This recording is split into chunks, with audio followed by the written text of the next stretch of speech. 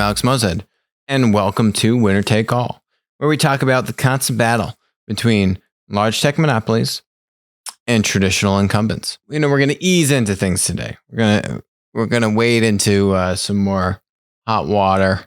We're going to start in some cooler water, less prickly water.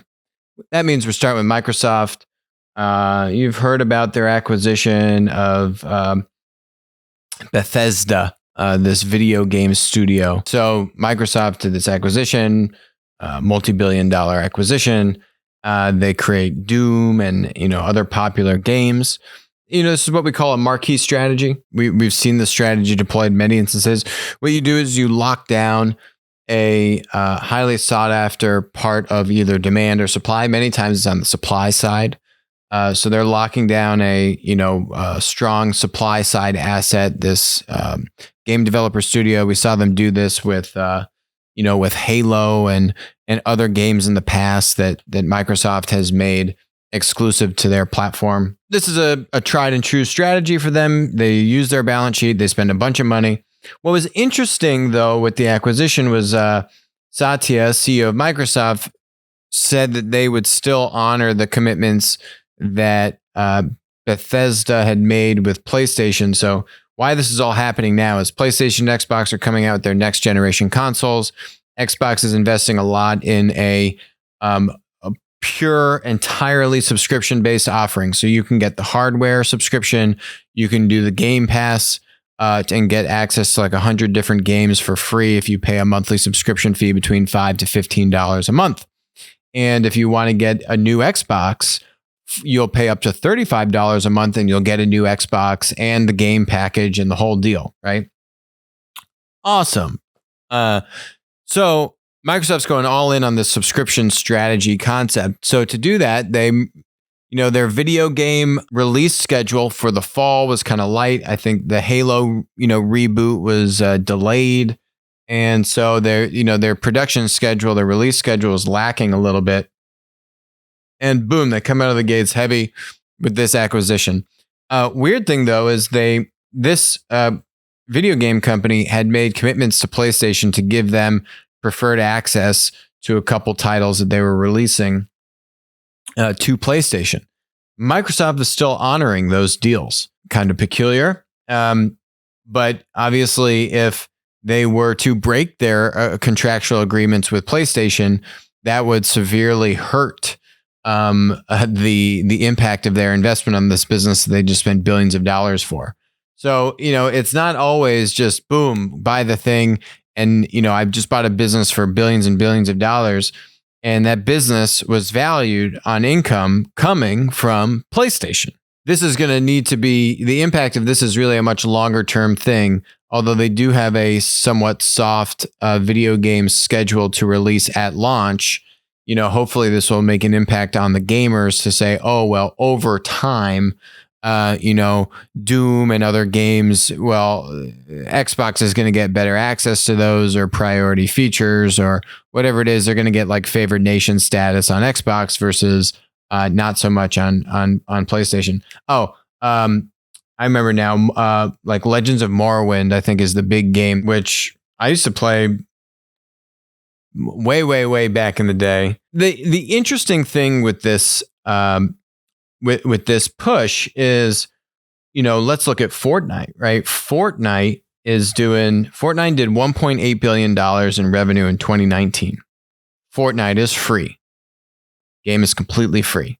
That's $1.8 billion spent on like cloaks and clothes and, gear for your character, which makes absolutely zero impact on how good your character plays the game, right? This stuff does absolutely nothing for your performance in the game. It's purely aesthetics. That concept has been around for ages. It's called freemium. Fortnite did not start out on mobile. Mobile games really introduced this concept of freemium gaming. And this chart here, I think, is really exemplifies what I'm getting at. This is worldwide revenue generated by free-to-play games in 2019. So freemium, right? So if it's free, where are they making this money? This is $64 billion in 2019 made by freemium video games on mobile. That's $64 billion spent on all these, buy clothes for your character, or, you buy like gold so that you speed through the levels faster or whatever in the game. PC is in the middle, 21 billion. Consoles, $1.6 billion. The subscription thing is nice from Microsoft, but clearly the trend here is, right? I mean, Fortnite, 1.8 or $1.9 billion 2019. Okay. Fortnite was really a PC and a console game first, much more so before it was on mobile. So you got a lot of that money clearly coming from consoles like Xbox and PlayStation. Maybe this subscription thing is a way to help get more freemium going with these console game developers, because it's saying, well, hey, you're not going to get the $60 like FIFA, right? $60 for getting FIFA. And then every year there's a new version of FIFA or NFL, NBA, etc. So users are going to get access to all these games. You're going to get a much smaller amount of revenue for just access to play the game, but maybe they're trying to push these game developers into a freemium model. That would be the only way I could see this, these two trends colliding, right? It's saying, well, for a gamer paying, say, $10 a month, $120 a year, that's the equivalent of basically buying two of the like primo tier 1 games, right? Which are usually $60. So for 2 games purchases a year, you now get to play like 100 games. The only way the economics to me of that makes sense is if we're going to see a much bigger trend of freemium pricing in these games. And maybe Microsoft is doing this as a way to help still give some check to the game developer, right? But then to get these game developers to say, okay, we got to figure out this freemium thing. How do we do that? Otherwise, the math just doesn't add up. So that's my theory on what we'll see is we're going to see more freemium on console, and hopefully the subscription thing from Microsoft is a way to help kind of grease the wheels for their game developers to be more pro freemium. Because that's essentially what this is. It's kind of like a gated freemium, right? It's you pay $5 to $15 a month, and then you're going to get a bunch of freemium. That's my guess. I don't think these games are going to be able to just take, a tenth of the revenue and make that up because they get such huge additional volume numbers, right? That would be the theory as well. Because it's a lower barrier, I'm going to get a lot more usage of players. Well, okay, great. But that in and of itself is not going to make up the money, I think, that you're getting at $60 a game title. That's my theory. We'll see if it comes true or not. But nonetheless, Microsoft is apparently not done with their acquisitions, and they're actually looking to be even more acquisitive, with one of the top executives mentioning Japan. So Japan is Sony, that's PlayStation, that's their backyard, that's home court. So it would be a big deal if Microsoft bought a Japanese game developer, right in their backyard and try to really penetrate that. I mean, Japan is all Sony, it's all PlayStation, right? I mean, Xbox penetration there is probably next to nothing. So, well, that would be really interesting if we'll see how aggressive they want to get with this. Section 230. We've talked about Section 230 so many times on the show. I'm not going to rehash it. Maybe we'll link to a prior description of what Section 230 is. What has now come out is that the DOJ is looking at kind of piercing this shield, this liability shield in Section 230, which treats content platform businesses as not being liable for the content put on their site, but still giving content platforms the ability to moderate the content on the site, which was originally designed around, basically like child pornography. And now the interpretation of what is offensive content has just completely left any practical interpretation of it, which I'm going to get to in a second. So the idea is, okay, well, if we remove some of the protection provided to content platform tech monopolies through 230, then, these tech companies will not be able to regulate or moderate and basically alter the content, right? We've talked a lot about the two biggest gripes of producers on platforms. Honestly, this is universally across pretty much every type of platform is one of them, and we spoke about this with Benedict Evans last week on the show, is being unfairly, negatively penalized by the platform, right? So I'm a producer. I could be driving on Uber. I could be selling on Amazon. I could be a website on Google search. I could be a content creator on YouTube, Twitter, or Facebook. And the platform takes unilateral negative action against me, my account, my inventory, my posts, or content in this case for content platforms. And I have no say. I can't do anything, right? Or they ban me from the platform and I can't do anything. We've seen many figures like this get banned, which I'm going to touch on in a second. These producers need protection, okay? This isn't just about content platforms. This is about the whole universe. When you have a tech platform monopoly, producers are the first people to get penalized and taken advantage of by the platform. Tim O'Reilly, we had him on the show a few weeks ago, had this exact conversation. Platforms at monopoly stage take advantage of producers, not consumers. So how do you protect producers, right? And we were talking about that with Benedict last week. So content platforms have this liability shield and basically have, no barrier to penalize content creators on their platform, even if, the content is frankly just not inappropriate, or it might be inappropriate, but it should still be allowed to be put out there because of this thing called free speech. And so the DOJ is looking at this. And you know what? I am fine with this approach. I've talked about a variety of other approaches that they could have taken. But here's the one caveat for this approach. And we've seen this in Europe. We've seen this with GDPR. If this action that the DOJ is looking at taking is applicable to all tech startups, all content platforms, they will have failed at what they're trying to do, right? The problem is with tech monopolies.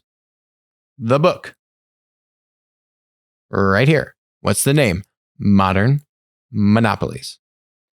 When you get monopoly status, you take advantage of producers. It doesn't mean you need to break up the company, but it means you need to put protections in for the producer, right? So if this is a way of doing it and saying, hey, if you inappropriately take advantage and silence or moderate producers posting content onto a content platform, you won't get your 230 protection on that. Okay, that might work. Problem is when you have this law, which is applicable to all content platforms, now, when you weaken these protections, if you weaken the protections for every tech company, including the startups, which are trying to compete against the monopolies, you have now just helped the monopolies.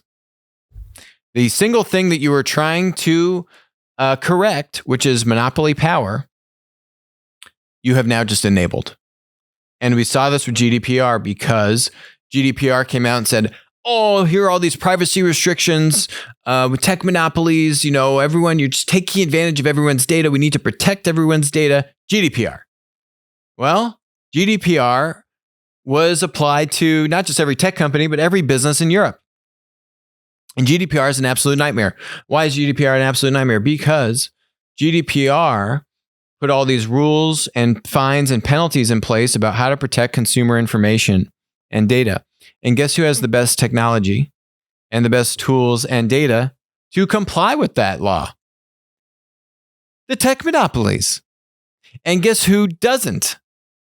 British Airways, which got fined. I think Marriott got fined like 40 million euros or something. And tech startups. And so now incumbents and tech startups need to divert resources to comply with GDPR. Oh, and guess what? Facebook and Google have infinite resources and are more than happy. I mean, they just have extra engineers, right? It's like, I've got 2,000 extra engineers. Google literally has made their own version of Salesforce just because they didn't want to use Salesforce.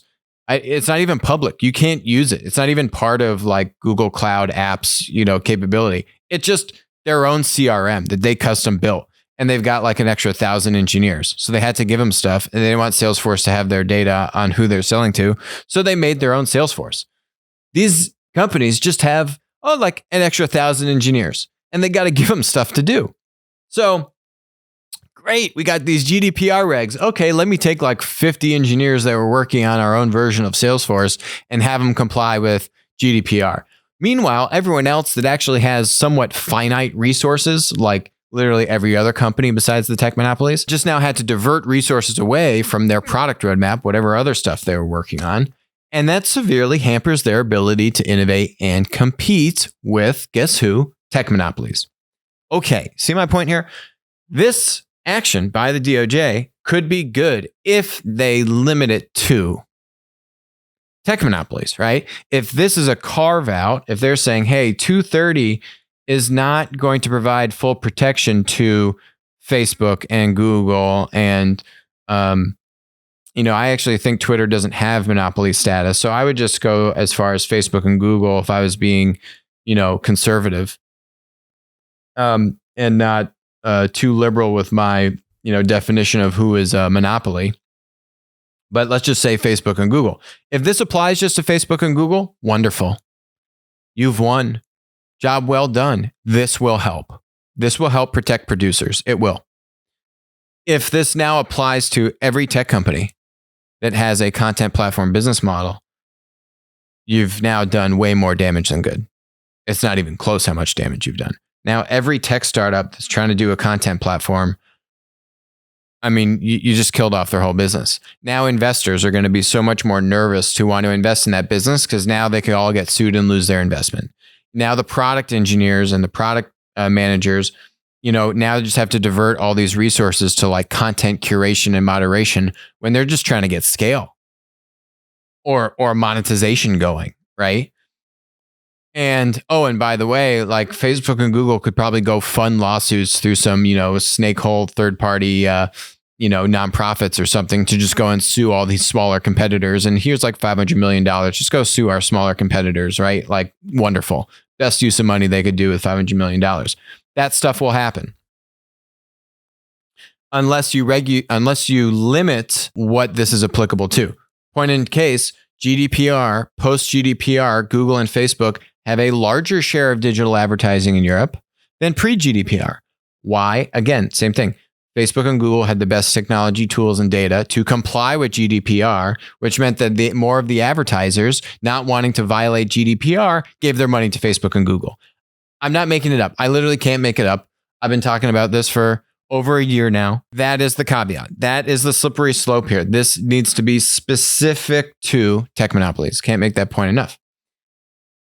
Now, who will this help protect? I've made the point many times. These content platforms need to be more open than closed. These content platforms are much more closed than they should be. These content platforms, as a result, are penalizing producers, whether those are content creators on a Facebook, YouTube. YouTube, I would include in this, by the way, but that's part of Google. Content creators on Facebook, YouTube, websites on Google Search, and so on and so forth. And let's give some examples. I'm not getting into the partisan stuff here, right? This guy, Scott Atlas, he's with the Hoover Institute, which is at Stanford University. And he's also one of the White House's kind of doctors on COVID. And you can see here, YouTube took down a June 23rd interview that Scott Atlas did with his employer, Stanford's Hoover Institution, highly reputed kind of think tank and innovation center, because it contradicts the World Health Organization or local authorities' medical information about COVID-19. This is the kind of stuff I'm talking about, right? This is the kind of stuff where you say Section 230 was put into place to prevent child pornography and overly aggressive, hateful speech or harassing, speech and that kind of stuff. This is a well-reputed doctor actually on the White House, doctor staff at the Hoover Institute at Stanford. And YouTube is taking down his stuff because the WHO doesn't like it. This is counter to the value prop of platforms. This is the kind of producer protection that is needed, right? So could limiting Section 230 protection now make YouTube a liable publisher for, infringing on Scott Atlas's rights or something like that. I don't know, maybe. It's not how I would approach solving this problem, but, it could help. It could help. We got to see. No one really knows exactly what would happen in the courts or certain, like, what is this going to do? Ideally, what it would do is make the tech monopoly content platforms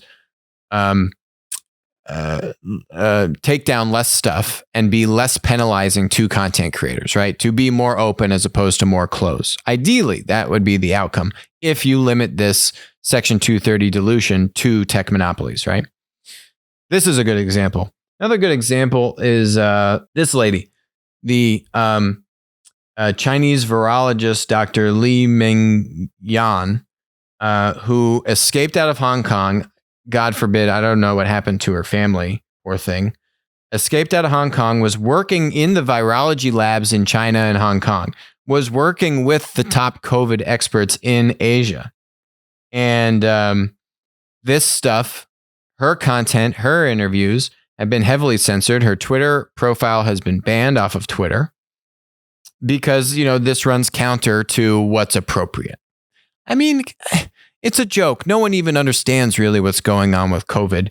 And you can't have a conversation. You can't let this lady express her opinion. I mean, she fled China. Guarantee her loved ones and other friends back in China are being, unfortunately, penalized for her actions. And now American content platform companies are supposed to be about opening up information and sharing information, helping people communicate and collab. You can't talk about this? I mean, actually, this is reminiscent of what China did to censor doctors and officials in Wuhan to communicate with each other on WeChat. Does this not ring the same bell? Of this just big brother regulating what's appropriate, what you can and can't talk about, where you had all these Wuhan doctors and health professionals trying to communicate with each other over WeChat. They got monitored. They got pulled into the secret police's rooms. They got threatened. They got, their families penalized and in trouble. And here, people get banned and taken off of Twitter. Or their videos taken down off of YouTube or elsewhere. Facebook, I'm going to get to in a second, because they're talking about something which the almighty WHO disagrees with, who has changed their opinion on COVID like 10 different times since Sunday. This is not the ethos of platforms. Now, Twitter, honestly, they're much smaller. And I am much more pro-competition and capitalism and free markets to say Twitter should be in the Section 230 ban, even though I think Twitter is completely off their rails and has completely gone against the ethos of platforms and open ideas and communication. I don't think, frankly, fit monopoly status. And so therefore, I would really focus this on Facebook and Google. Last topic here. This article came out about Facebook, poor Zucky. Zuckerberg his wonderful employees have leaked yet more information and calls that he had inside the book.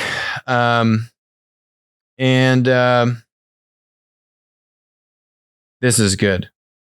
This is what I wanted to highlight. Actually, I wonder if I can get the audio. Yeah, I do have audio. I've seen a bunch of comments internally that I have to say bothered me a bit. That basically ask whether Joel can be in this role or can be doing this role on the basis of the fact that he is a Republican or has beliefs that are more conservative than the average employee at the company. And I have to say that I find that line of questioning to be very troubling. In my work with Joel, I've found him to be he's very rigorous and principled in his thinking.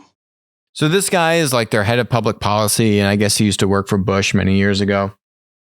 And the employees didn't like the fact that Joel worked for a Republican president, and now he's doing public policy stuff at Facebook.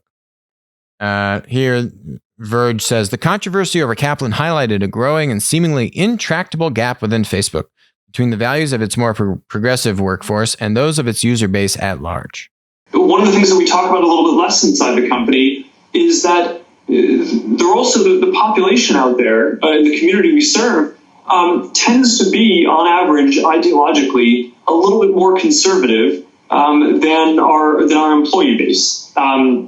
Maybe a little is an understatement. And I just think it's important inside our company that if we want to actually do a good job of serving people and just even taking into account that there are different views on different things, and that if someone disagrees with a view, that doesn't necessarily mean that they're hateful or have bad intent. This is hilarious, right?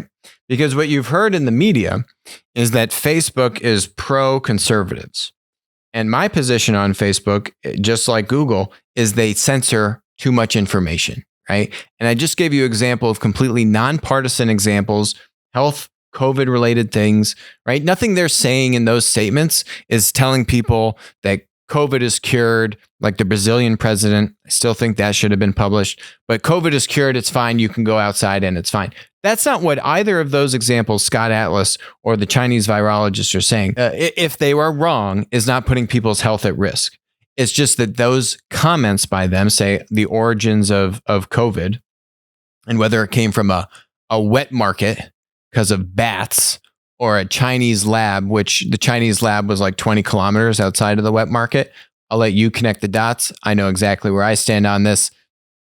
Yeah, the whole bat thing, just way too convenient. Anyway, that stuff, it's not partisan. It's just saying, what are you going to allow freedom of thought on the platform or not? This is getting to the partisan stuff here, what Zuckerberg is talking about. And I thought this was hilarious, where he was saying, the community we serve tends to be on average a little bit more conservative. And then he said maybe a little is an understatement. So I looked it up. It's actually really easy to go find this. Let's see how liberal or conservative are the tech monopolies. What do you think? Okay.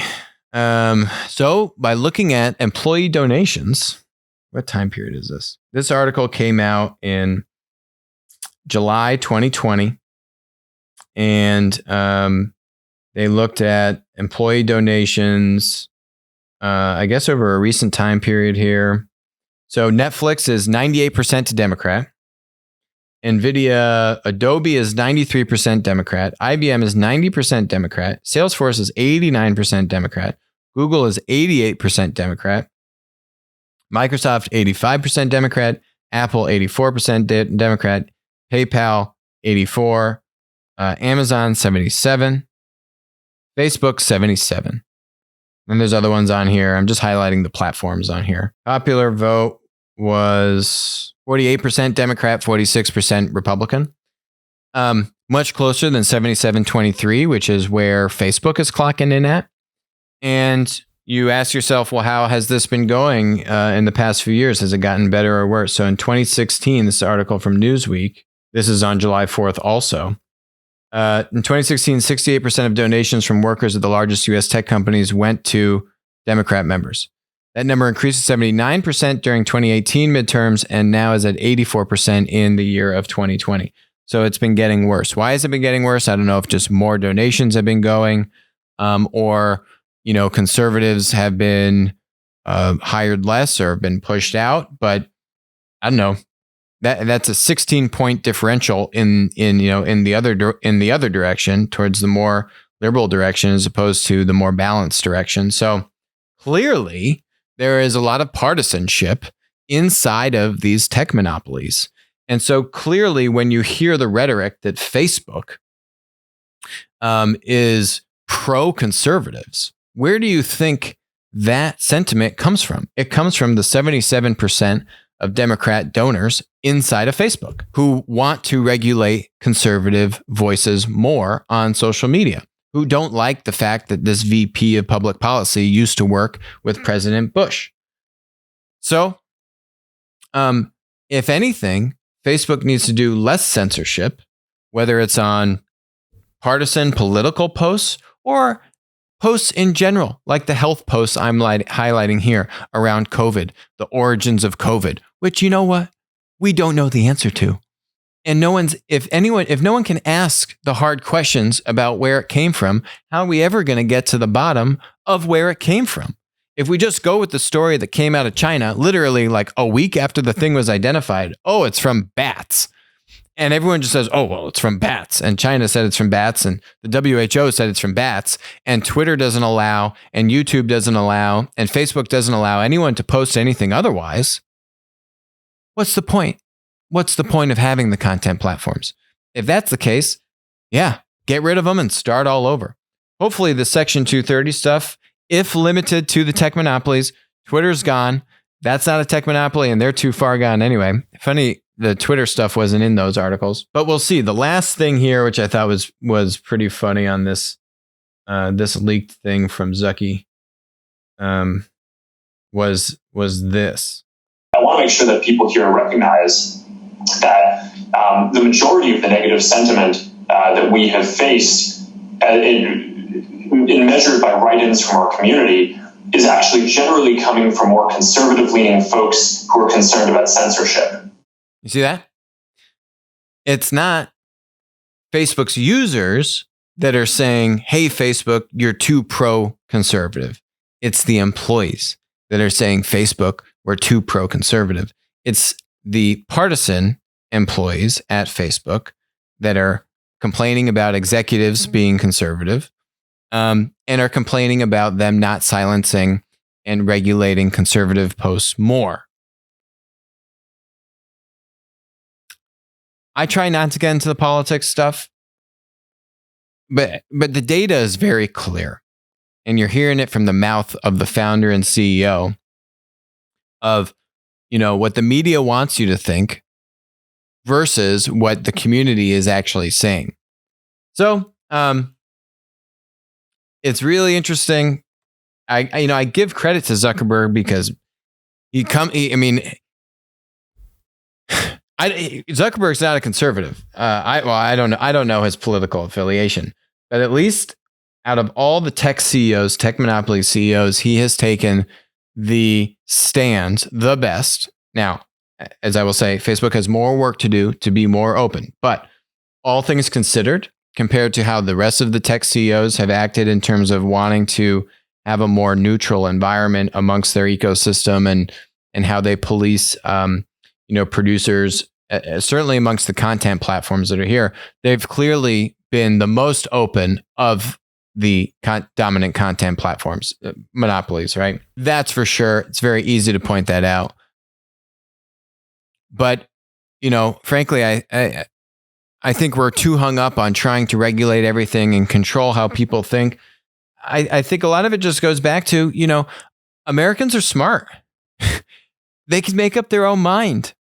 You want to have the Chinese virologist come on YouTube and say how China made the virus in their lab and that they deliberately released it upon the world? Let her say it. What's so wrong? People can make up their own opinion. They've got a mind. They can think for themselves. That's what this country was founded on. And for some reason, since these platforms have so much power, people want the platforms to exert that power to shape the information that people receive. And they don't want it to be open. They want it to be controlled and closed. And they want to have a say on what the platforms allow and don't allow. Well, you know what? That's not America. It's not in our civil liberties. And eventually, it will change. Eventually, it will become more open. I'm confident in that. We're still figuring out exactly how to do it. But it will come around.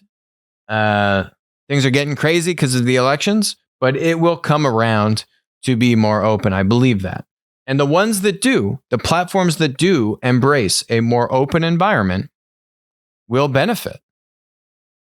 Because that is what people want. They want to be able to communicate. They don't want to feel censored and silenced, or that their usage or their ability to digest content is being dictated upon them. People don't want that. It doesn't matter if you're American or whatever you are. It's called Freedom. And I'm pretty sure people like that. That's it for us today on Winner Take All. Talk to you next week. I'm out of the hot water. I don't feel like I burned myself, but I don't know. You never know these days. Have a great day.